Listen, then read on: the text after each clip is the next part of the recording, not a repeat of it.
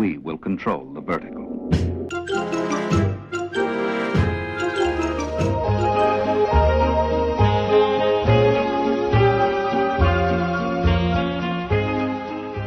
Welcome to this special episode of Anthologic. This is not a typical episode. It's the end of year recording. This is 2018, end of 2018. And this one isn't about a particular episode from a particular series. It is a discussion about the nature of Anthology TV and what we like about it, and what's the good things about Anthology TV. And this is gleaned from another podcast where I co-hosted. Oh, sorry, I was a guest hosted, I should say. I was asked to come on the TV Terror podcast by Anthony Rotolo, who has appeared on this podcast in the Stalls of Barchester episode. And we discussed all things Anthology TV, and it was an interesting and sort of far-ranging discussion. Now, that episode's already been out, so if you're a listener of TV Terror, you would have already heard most of the text that I'm going to play tonight, though there is a little extra from me, anyway. However, I think it was a really fun and interesting recording, and I hope anyone interested in Anthology TV will like it. I am first going to do a little feedback. I've had some little feedback about Anthologic as a podcast, which I'd like to sort of read out and sort of mention. But once that's over, we're going to go into the recording from the other podcast and then finish the show. So let's first go through some of the feedback. Now, the first bit of feedback is actually from Anthony himself. This was before we recorded, I believe, if I remember rightly. So it was well up there before. And here we go. Just a note from Anthony to say that I've been enjoying your Anthologic episodes. The more awareness of these fine shows, the better. If we don't talk about them, they kind of disappear from memory and awareness. So thanks for adding your voice to this arena. So thank you, Anthony. Now, my second piece of feedback was from Glenn Hewitt, who said, I thought I would say thanks for a great podcast. I've been backtracking through your archives, being new to the show, and I'm really enjoying listening to the podcast, especially your coverage of Anthology TV. Now, this was, just to be clear, this was asking for feedback about the whole The Good, the Bad and the Odd podcast sort of experience. So that's what Glenn's referring to there. It's made me want to delve further into the wide and expansive world of anthology television shows like One Step Beyond and Hammer House of Horror. Will you be delving into world anthology feature films such as Amicus's Tales from the Crypt or Asylum? As always, keep up the fab work. No, that won't be part of the Anthologic experience. However, it's a possibility that we will cover anthology movies in the main podcast, The Good, the Bad and the Odd podcast, because I can see it being an interesting subcategory. At the minute, we're kind of tied up with James Bond films and Hammer films. So as we're doing those, we probably won't pick any more up. But once one of those finishes, which is probably the James Bond ones first, we may well pick up anthology movies because there are so many, right? And it's kind of an interesting little sort of subject in its own right. And some of those Amicus ones are pretty golden, but there's lots of others too. So yeah, kind of like that. Also, I have to say, Glenn provided a nice little image where he was juxtaposing the very first Twilight Zone episode, which is Where Is Everybody, with Back to the Future. It's kind of fun, and I'm going to use it as the image for this particular episode. I really liked it. I asked Glenn if that was okay, and he said, yeah, that's fine. So you'll find it. If you consume this for an RSS feed, you probably won't see it, but it will be the image I use that I attach to this podcast directly, or if I post it on Facebook. So yeah, that's all there. Okay, so I think it's now time to go over to the main meat of this particular episode, which, as I say, came from a separate episode from TV Terror. And this was episode 82 of that particular podcast, and I encourage everyone, if you haven't listened to it, go listen to it. It's a really great podcast. It's much like Anthology. The shows are short and punchy. Anthony does put in way more work than I do. I have to admit, he puts in way more production than I do. He cuts in all sorts of fun things like contemporary adverts and sort of little clips as well, which it's not something I particularly do, but it's kind of fun. So if you are interested in that, I think any good sort of podcast or iTunes feed, just search for TV Terror, or the direct website is tvterrorshow.com. I encourage any of you to go try that out. You'll enjoy it greatly, I am sure. So anyway, onwards and upwards with this show. Let's go straight over to that. I won't be coming back at the end of this, so I wish all of our listeners a happy new year for 2019. And I realise mentioning dates always dates these podcast recordings horribly, but I don't really care because it's New Year's, so why not? Okay, over to that then. And as a final message, is anybody out there?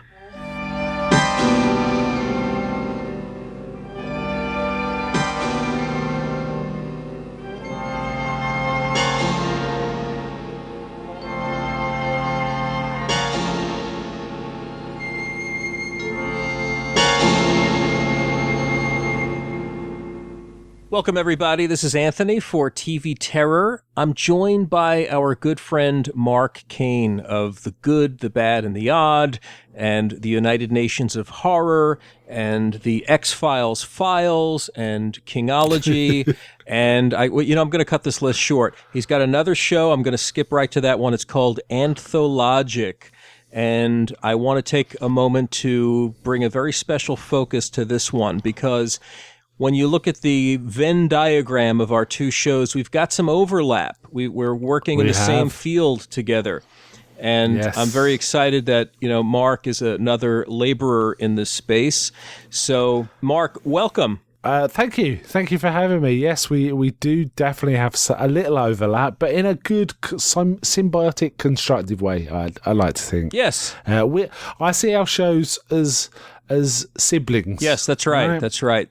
We can well, kind of leverage each other. Yeah, I think given your coverage of both TV movies and the little bit corners of TV, certainly the ads and stuff like that, you sort of focus on that and you're interviewing. And my stuff with Anthology, we kind of got the field covered.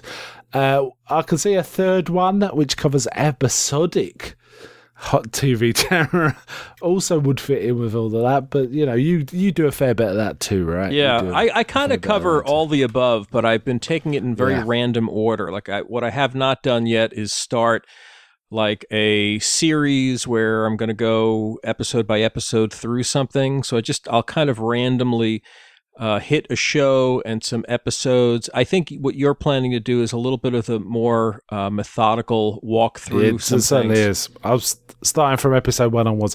I also like one bit I did mention of yours that I love is when you pick those random shows of non-horror shows, but they do a horror episode. I think those are terrific, actually.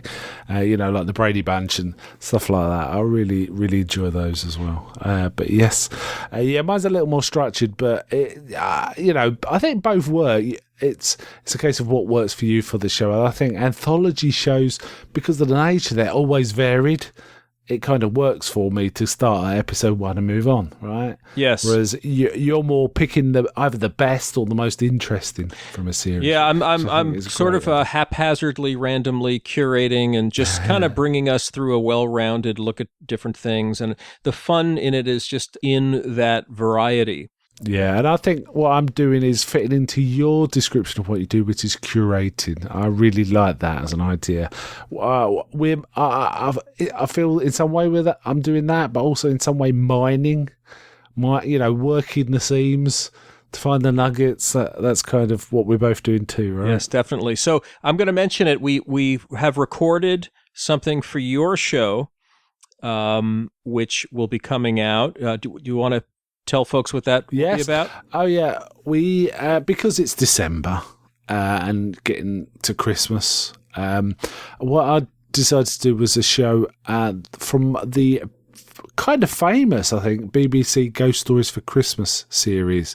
The very first one is The Stalls of Barchester, and you and I have recorded an episode about that, and a little about the BBC shows of that type generally as well, right? But mostly we're focusing on the Stalls of Barchester. That was a fun episode, right? M.R. James. A lot of fun. There's nothing like these M.R. James stories. They're so beautifully crafted, but they're really they're the kinds of things that require you to pay very close attention. There's so much that is suggested and implied that they're not going to club you over the head with the plot points. You have to be paying attention. Yeah, they are mood pieces, as we kind of covered. Yes. So that was a lot of fun. I look forward to that episode coming out. And I get to be on your new show. Yay. yes. It's great. So I'm having you here on my it's been a long time coming. We've done some crossover stuff, but I've been wanting to have you on TV Terror. So today we'll talk about Anthologic. Another time I'd like to bring you on to talk about some of the other things that are your specialities, like Quatermass, which was a wonderful example of event television. But that is kind of a good entree. I feel that it's very obvious that Anthologic is a passion-driven thing, that you are scratching an itch, that you have a long-held love for this type of format. What is it about the anthology format that drew you in, I guess, at a younger age? I think at the early stage, I think my first sort of dealings with this kind of thing was short stories, actually, rather than TV. So things like, I don't know, when I was very young, probably Rudyard Kipling's Just So Stories. I mean, these aren't horror stories, I have to say, but that, in terms of the anthology format, things like Just So Stories and Jungle Book. And then at a fairly young age, I'd hit Stephen King short story collections. And that was fascinating. Yes. And then I read in magazines about these things like The Outer Limits and Twilight Zone. I don't recall them when I was young being on the TV, but I knew about them. But having said that, there was some anthology TV stuff of sorts for youngsters. I'm thinking probably Walt Disney's stuff. Yeah. Right? Some of those Walt Disney Presents. A kind of anthology, in that they're different each week. There's a different story going on each week. And I do remember watching quite a good, and I can't remember the details about it, but it was like an animated show that took a classic book and just gave an animated version in about 50 minutes. And I remember seeing at a fairly young age a version of Christmas Carol, say, and Moby Dick and things like that. I do remember that, but that's we're talking very young there. But essentially I kind of got hooked when I started watching stuff like, in British TV, Tales of the Unexpected, the Roald Dahl series, and The Outer Limits and The Twilight Zone, and Night Gallery. You'd occasionally get a Night Gallery. If you were up late enough, you'd get a sort of Night Gallery sort of appear randomly almost. And I always found those fascinating. I think I caught some of the later episodes of the Night Gallery where they'd have literally a 5-minute story, or even a 2-minute story sandwiched between longer stories, and they kind of interested me. They were kind of almost like a one-scene story, which is kind of fun. Oh, that's that's a pretty cool answer. I'll just I'll back up a moment just for the sake of our listeners, in case someone doesn't know the precise definition of an anthology. I think Mark, you just described a lot of examples of productions where the episodes they're not a continuous narrative thread. They're not episodic in the sense of continuity. They're separate standalone stories. So whether it was like those animated classics you mentioned, or the other more familiar ones. But let me ask you now, what you kind of made a point within that point, maybe without realizing it, but I want to ask you as someone growing up in the UK and being aware of a show like The Twilight Zone, it sounds like, today we take it for granted. Everything is held forth to us on a silver platter. There's no researching and digging, or seldom, to get our hands on something. But back then, these were sort of like shows that were rumored or you'd heard about and didn't quite have a lot of firsthand access to. That's right. You just saw them in magazines, sort of mentioned. I do remember very distinctly one magazine called Monster Mag, and they did like a double-page spread on Outer Limits, and they showed pictures from the Zanti Misfits, or the episode, and I can't remember the name of it, the man with the great big eyeballs, who's taking Sub-Zero and it's affecting his eyes. Things like that, or David McCallum as like a man with a huge sort of cranium and 6 fingers, and stuff like that. So those kind of sort of piqued my interest. Having said that, I do remember other anthology shows. I remember being absolutely mortified when I was about 7, I'm gonna guess. There was a show on called Thriller, which isn't the Boris Karloff Thriller. It's a series by Brian Clemens, he of the Avengers and Captain Kronos fame. He produced this series called Thriller, and I remember seeing one where a woman seemed to be held hostage upstairs in a bedroom while a man was downstairs, and he was slowly starving her to death. And it was horrible. And I remember being deeply traumatized. Yeah, I don't think I've seen that one, but Brian that's a good example, and one that likely would have been seen, I think, on both sides, because it was like a joint production so it was kind of like the Avengers. It was sort of this like joint production, and you had American actors and actresses in there. You did, and I don't remember that specifically, but I do remember that episode, and also I remember very distinctly the opening credits, which was like looking at things in a fisheye lens, so they all looked a bit weird. Yes, I think even stills of pictures. I don't think it was like a camera, a moving camera. I think it was stills of pictures in a fisheye lens, and this kind of organ music. That's right. Like this kind of bombastic, slow organ music. And that's it. That's the one. Yep, that's the one. And horns, I think, as well. I remember that one. But I think in the UK, the most famous one, and certainly in terms of music, evoking a memory in music, is Tales of the Unexpected. It's probably second only to The Twilight Zone in terms of recognisable music from an anthology series. That kind of hurdy-gurdy sort of music. I use it in waltzy tune, yes. Yeah. I kind of remember certain things, and I just kind of like it. And I've always felt bad that I haven't enjoyed... that I kind of missed the point, I think, of The Twilight Zone. I've always been a big Outer Limits fan. Since I first saw it, I've always been a fan of it. And I always felt Twilight Zone was a bit twee, but I want to properly explore it. Yeah, what's that? I don't know that word.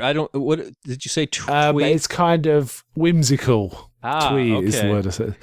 A whimsical and sort of cutesy. Yeah, well, I mean, is that probably maybe you're thinking of the more sentimental episodes that Sterling puts out? Absolutely, because they can be. Some might say they're syrupy or overly sentimental, but or treacly, I think would be your word, right? Treacly, yes, very treacly. But I think I'm wrong. I recently watched One for the Angels, which I always thought I kind of liked. It was okay, but I thought it was a quite sentimental one. But we're rewatching it again on a really nice Blu-ray set, just concentrating on what's going on. It's way more. I find it way better than I thought it was. Yeah. I thought, this is one of those sappy ones. But when you watch it, it's like, nah, that's a great episode. Yeah, they're really good. I think the older you get, between gaining an appreciation for the literary, the beauty of the words, Serling's beautifully composed monologues, and then straining to kind of get the point that he's making, and sometimes it is packaged in sentimental type of things, whether it's a show about being homesick or something about Christmas. A lot of these Serling themes, there is a greater point to be found. You kind of, you peel the onion and you see a little bit deeper in these things now. Yeah. Yeah. I also remember when I was a kid, I'm kind of interested in hearing some of your stories about this, actually. But I remember as a kid staying up late and listening on the radio to these radio dramas, 10-minute, not even that, maybe even 5-minute kind of horror radio dramas. Yes. I remember listening to one on, I think, Capital Radio, which is a London radio station at the time. And they used to do this one called Moment of Terror. I was just about to say that. I love that one. I love that. I was listening to Moment of Terror. Someone released it as a podcast series about oh man, I'm going to dig that out. I love that one. And I still have some of the recordings somewhere. In fact, there was a... Wow. If you can get your hands on it, there was like a 12 Days of Christmas series where each episode was themed, had something like imagery in there that had to do with some of the imagery of the song, The 12 Days of Christmas. I see. That's a good idea. Yeah, I love that. Love that. British radio horror is the best. Yeah, there isn't that much, I don't think. I can't recall much else. Maybe I've missed a lot of it and I just happen to have caught that one. I'm kind of more familiar with American anthology radio stuff, actually. In the past, I've listened to a lot of, say, Dimension X, which is more sci-fi, yes. and Mercury Theatre stuff about Damien Runyon. I kind of like those as well. Yeah, it's interesting. I didn't know it had been exported. I'm kind of surprised that you know about it, actually. Yeah, I absolutely love it. In fact, what I did is I made like a little CD. I made like a Christmas CD for workmates to give out to my staff. Back, I had a bunch of direct reports in a previous role, and this was like my little homemade Christmas offering for them. I'll have to dig it up for you. I can't remember many specific episodes, but I do remember they definitely had a sort of EC Comics kind of feel, which we should also mention, right? EC Comics kind of feed into the anthology stuff. And those were really very EC Comics, those Moments of Terror.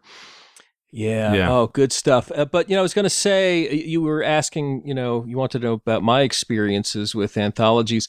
Even though I had more access to The Twilight Zone, it being an American show, we also lived in a world where things were hard to find, or they'd play once and done on television, or you heard about something and you hoped to find it in the TV guide listings. So I remember being a young teenager reading stuff like Fangoria magazine, to which I was subscribed. Yeah. And I'd hear about a show. I remember I was into special makeup, and one of my heroes was Rick Baker. And I'm hearing about stuff like, what's the name of the movie? The Amazing Two-Headed I'm mixing man, up. Yeah, it's transplant. the thing with two heads. I'm mixing it up with the Amazing Two-Headed Transplant. But combing the listings for that, or Steven Spielberg's Duel, or other things, and they were really hard to find, and I would have to set my VCR and hope that it went off at the right time and captured it for me at like 3 a.m. so I could get to see it. So these were amazing days where you had to you felt like you were hunting and laying traps to snare, this rare bird of a TV show. Yeah. And then, being younger, staying up late to see something, and it being less desensitized and younger, and there was something dangerous about it. And that was part of the thrill. So that allure is, still with me. Yeah, I think that is possibly why I like the Outer Limits so much, because I encountered it at, I'd say 13, 14. Staying up late. It was on a Friday and sometimes a Saturday night. So it wasn't like, I'm staying up late and I had to go to school the next day. I could stay up late. So I be watching the Outer Limits with, a bag of crisps, maybe a can of pop, and just watching an Outer Limits and thinking, man, these are like proper horror films, but short and to the point kind of stuff. And I really, really dug the Outer Limits, and I still love it. My feeling about it never diminished. I go back to it reasonably regularly. Outer Limits, of all the anthology shows, I think the Outer Limits is the only one I definitely have watched every episode. More than once. Oh, yeah. Yeah, very, very good. And we may have mentioned this in the past, I seem to recall, but I know Stephen King regards The Outer Limits a little more highly than The Twilight Zone. Yeah, well, he certainly says Twilight Zone just didn't have the clarity of purpose that The Outer Limits had. The Outer Limits had this very distinctive sort of USP, which was it had a bear, what the producers would call a bear. Stefano. And it would appear at a certain. Very few episodes. Certainly in the season 1, didn't stick to that formula. There was the one I covered most recently, which was 100 Days of the Dragon, actually doesn't stick to that formula. It feels odd. Well, it's got all the same cues and sort of style. And the other thing about The Outer Limits is it's got a great style to it. Every episode's got the same style, and it really works. But most of certainly almost all the episodes in season 1 and quite a lot of season 2 stick to that formula, and it kind of works for it. It almost feels like science fiction horror hybrid because it's a science fiction packaging and trappings, but it's a Monster of the Week show. Yeah, it's definitely a Monster of the Week show, and it's kind of sympathetic and fairly mature in the way it deals with that. Yes. But then so I think Twilight Zone's fairly mature too. It's amazing how, when you think this is early 60s, they're fairly sophisticated shows. Yeah, they really are. Beautifully presented, though. Yeah, the Outer Limits is very noir in its styling. They really paint with light, so you get these wonderful lights and shadows. Beautiful stuff. And I take some from German Expressionism too. Yes. There's elements of German Expressionism in the camera work as well. So it's just got all of this stuff going for it, and it's got an interesting use of music and sound as well. Though Twilight Zone wins in terms of the theme tune. I think everyone knows the theme tune to the Twilight Zone, right? Until the X-Files came along, if someone wanted to suggest something weird going on, they'd start, do. Only the X-Files sometimes gets used now, Yeah, right, exactly. Yeah, beautiful. That Mark Snow theme is amazing. And, the X-Files in some ways has got Anthology in its own DNA because it's got its own Monster of the Week type of show. It kind of rotates through. You got the through line of the characters, but they're almost like the anchors for things that are quite episodic. This is common in horror, though, isn't it? I mean, Kolchak's much the same, isn't it? It's kind of Monster of the Week, but it's Kolchak's the one thing that anchors it, and usually an angry police captain. Yes, and Vincenzo as well. But that's about it. But yes, it's. I just like the fact it's almost like, even if you don't like this episode, the next one might be good. There's that feel to every anthology show, which I think makes it appealing.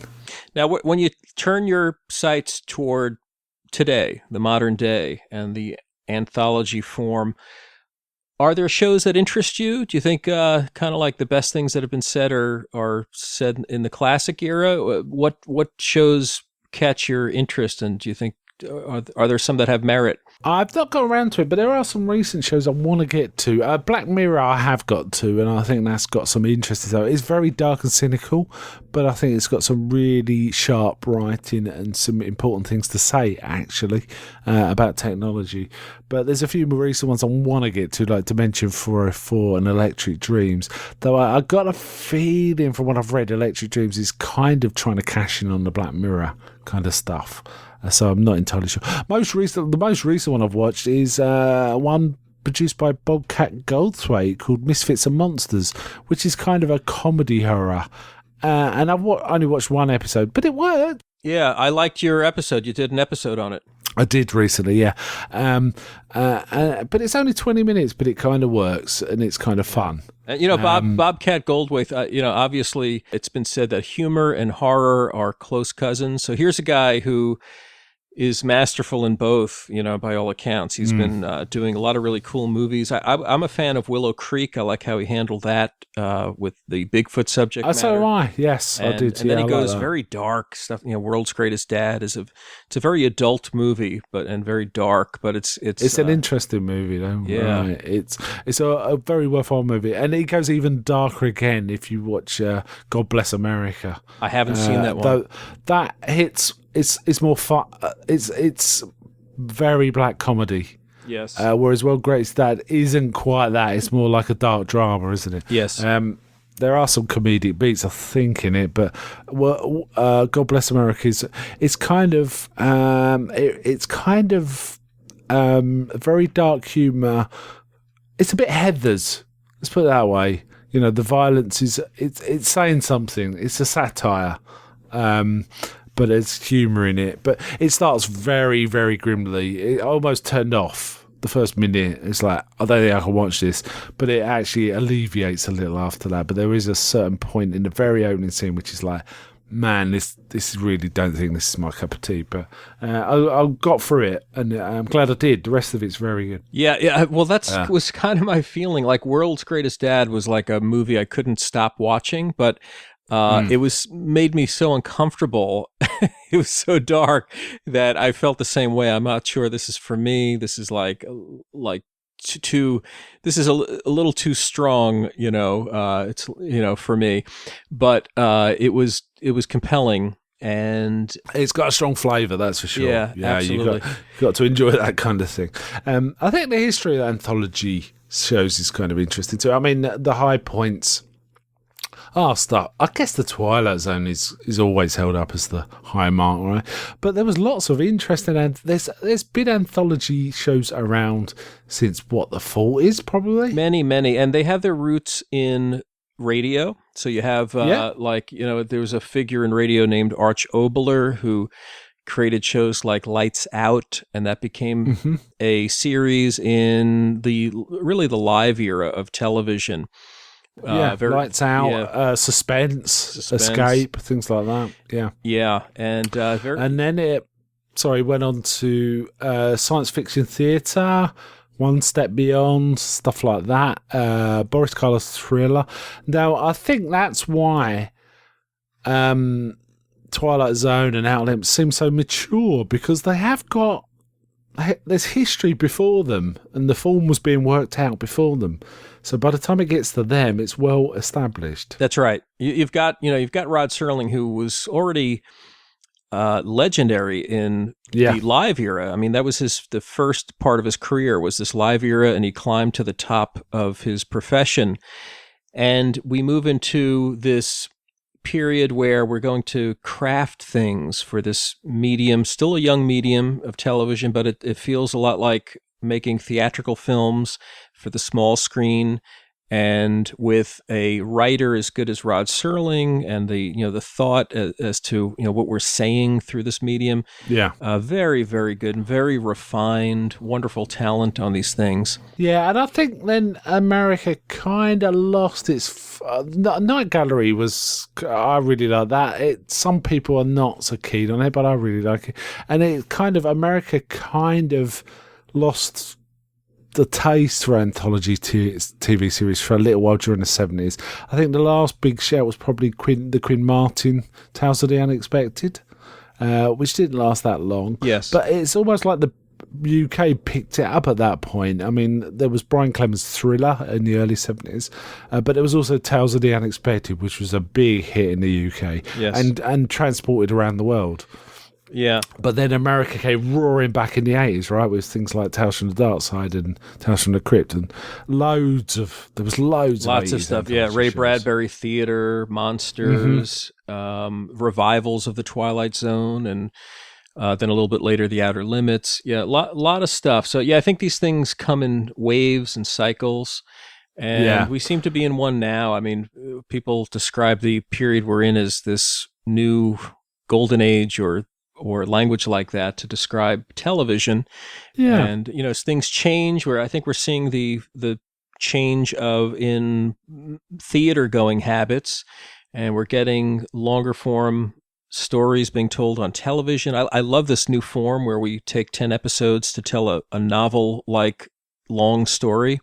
It's a great form. There's some of my favourite shows recently have been that form, like Penny Dreadful or Stranger things like that. Yeah, Stranger Things. The first one that I was kind of cognizant that I was watching one in this form was Wayward Pines, and I need to cover that one day on my show. That was several years ago. That was the M. Night Shyamalan produced series. And most of this trend probably comes from Twin Peaks, right? I should imagine. Oh. That's where the whole tell a story, in a certain number of episodes rather than being episodic TV. Yeah, there's so I was thinking of them like this is sort of a super mini series. It's not a full series. But it's more than a mini series.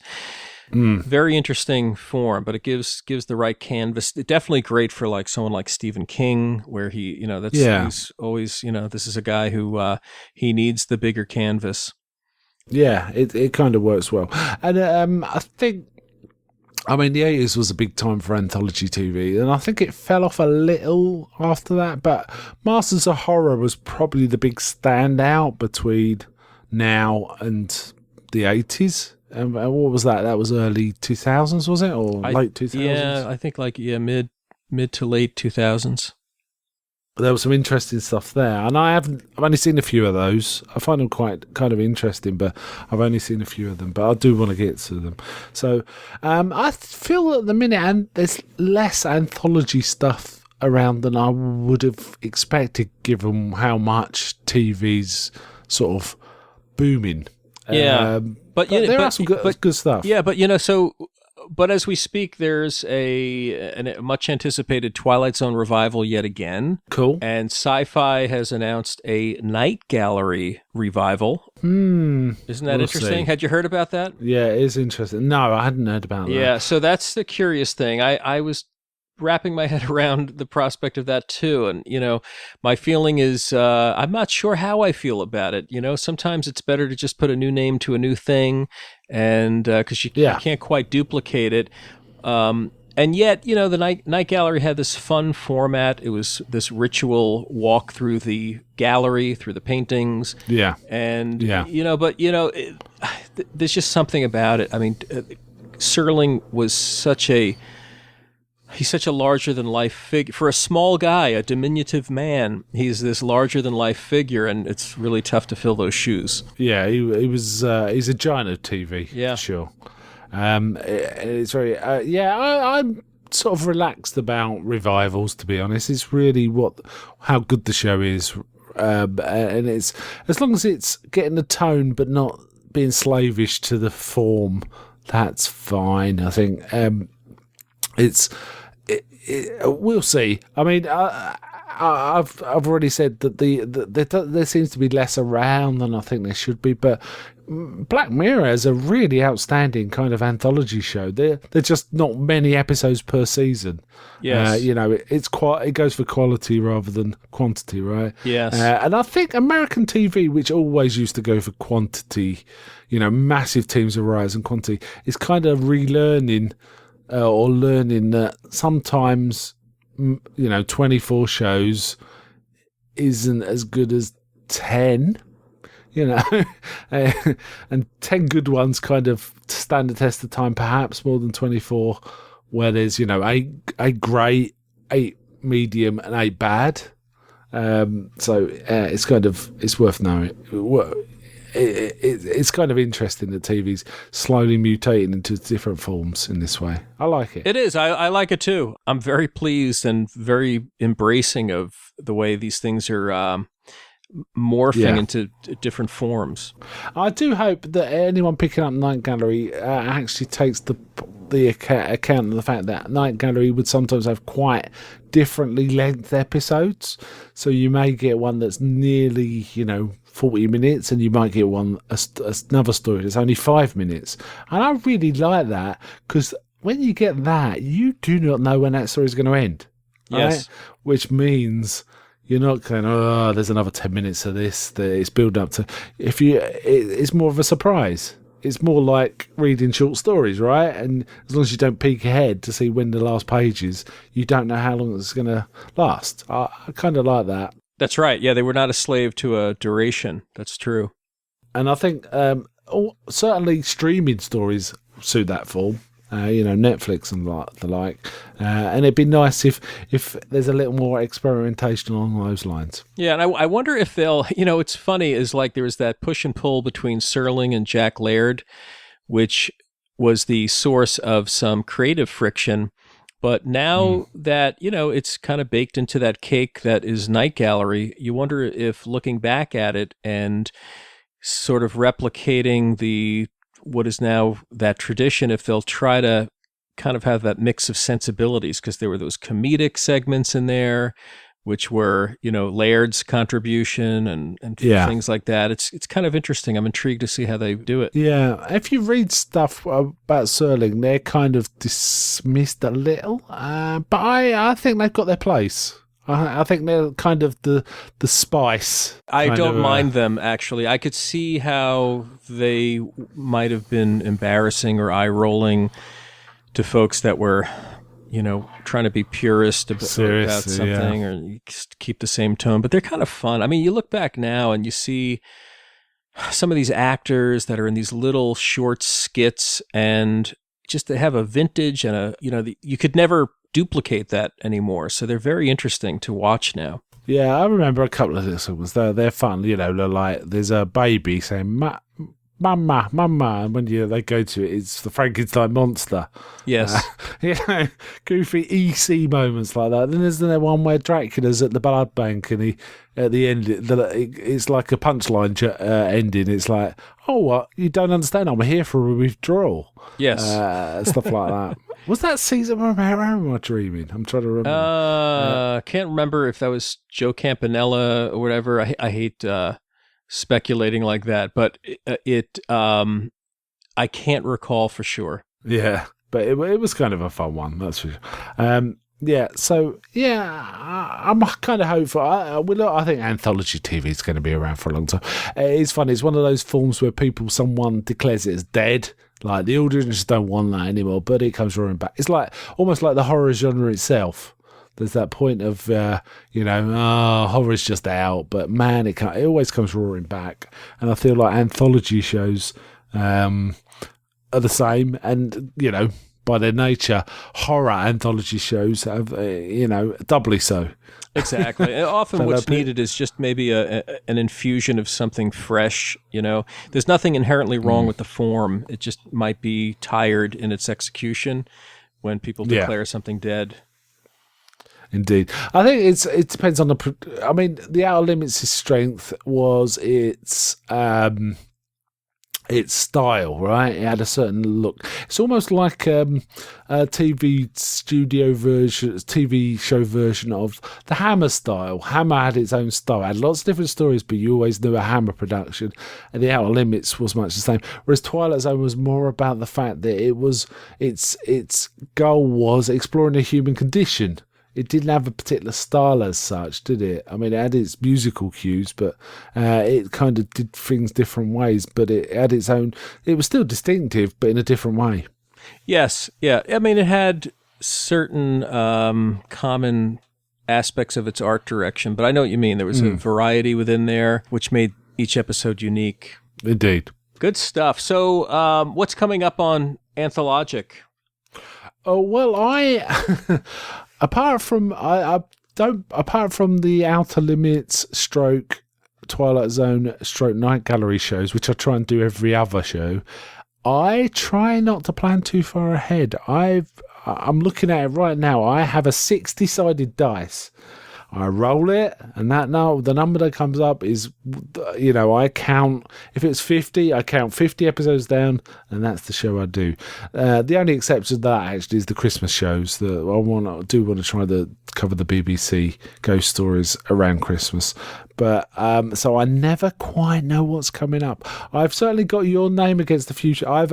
You and I have discussed some shows, and there's some. If they come up, I'll be talking to you about coming on to do them. And various other people I've talked to said, "Are you interested in coming on for this? Are you interested in that?" For example, Sam, my usual co-host on The Good, Bad and the Odd, he quite likes The Outer Limits, and he quite likes Night Gallery, so he'll often be on for those. But otherwise, it's whatever comes up. And I've got such a array. I've got, I think, 80 different shows now, 80 different series, some from Australia, Canada, America, UK. So I'll be literally rolling the dice to figure out what's next. Yeah, so I hope that keeps it fresh for me, but it also keeps it fresh for everyone else. Yeah, I do a similar thing. I don't have a highly programmed schedule. I have many, many candidates. I've written about hundreds of things in the past, so I have kind of a bank of material, and I sort of take it on either a situational basis, like maybe we're around the holidays, I should be looking for this type of thing to cover, or even a mood-driven thing where, I feel like talking about that actor or that production, and it makes it fun just on an individual level. Yeah, oh yes. Very occasionally it's like, I really feel like I need to talk about this now. Sometimes something just comes up and it's like, I want to talk about that. I think Bobcat Goldthwait's one was one like that. It's just it's a case of, I think I need to talk about this one. Yes. Let it jump the queue a bit because it's so fresh and new. It seems like a good idea to talk about it. But mostly I try to keep it random. Yes, I wouldn't have that luxury if I was booking guests all the time and, putting them against a certain date. But being such a solo type of thing, I have a bit of latitude. So, a lot of fun, and I'm enjoying what you've been putting out so far. I think the length is perfect. It's a way to kind of give a high overview and then a quick sort of the macro and the micro on a given episode. So it's nice to see this come together and sort of seeing you work out the format. And I have to tell you, some of the shows I've discovered through listening to your stuff, certainly interviews, it's like, I'll be driving along and it's suddenly someone mentions something, The Evil Touch. It's like, The Evil Touch? I don't know that. So I have to pull over, make a note of it, and carry on. Yeah. And then go hunt down stuff. And I think at least 4 or 5 of the shows I've tracked down have come directly from TV Terror. Yeah, The Evil Touch is a good one. But there's others. Yes. Twisted, I think. Was Twisted mentioned on your show? Or maybe it was the Facebook group. Oh, that's another Australian series. So that sort of came out. It may be that as I read up on The Evil Touch, I came across Twisted, actually. Twist in the Tail? Twisted. No, there is a Twist in the Tail, but there's also one called Twisted. Okay. Or sometimes Twisted Tales. And it's even got a sequel series called Too Twisted, which is interesting. Interesting. Yeah, I've got all sorts. I've got so many, it's ridiculous. I could recite you a list, but it'd be boring because there's 80 of them. Yeah, well, you've got plenty of fuel for the series, so I really wish you well with it. I want to thank you for coming on. I've been wanting to get you on to talk about this, and been trying to make my folks aware of your episodes and help you launch that out, and as you're trying to build a listenership to it. So just keep having fun with it. I think that's the key, is you have something that is a passion project, and hopefully we'll be talking about anthologies for years to come. Yeah, I hope so. Well, Mark, if we don't speak before Christmas, I want to wish you a very merry one. And I'll be getting this conversation out to my audience very soon. And can't wait to see the episode on the BBC Ghost Stories from your end. Yeah. So yeah, thanks for having me on. Oh, my pleasure, Mark. Thank you again. Okay, then. Bye.